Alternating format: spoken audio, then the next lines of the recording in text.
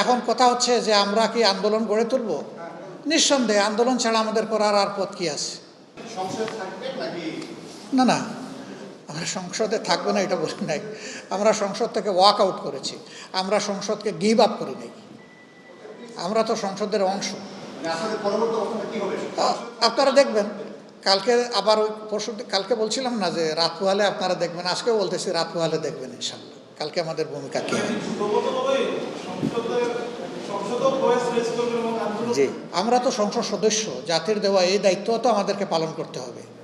আমরা তো জাতির দেওয়া এই দায়িত্বকে আমরা অবহেলা করতে পারি না। আমরা ইনশাল্লাহ আপনারা কালকেই দেখবেন যে আমরা কি করি। এখন কথা হচ্ছে যে আমরা কি আন্দোলন গড়ে তুলব? নিঃসন্দেহে আন্দোলন ছাড়া আমাদের করার আর পথ কি আছে? আন্দোলন আমরা করব, জনগণকে সাথে নিয়েই করব। তবে আমি বলেছি যে আমাদের 11টি দল আমরা একত্রে বসে, দ্রুতই আমরা বসছি এবং বসে আমরা আমাদের সিদ্ধান্তগুলো নেব, আপনাদের মাধ্যমেই আমরা জানাবো। আপনারা সেই বৈঠকেরও খবর পাবেন এবং সেখানেও আপনারা আশা করি থাকবেন আমাদের সাথে।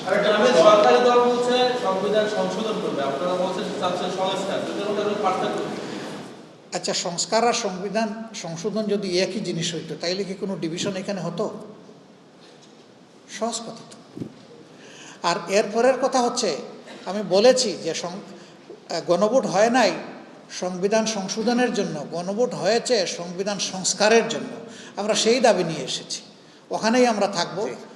এটাই আমাদের স্পষ্ট অবস্থান। আপনাদেরকে ধন্যবাদ। আসসালামু আলাইকুম।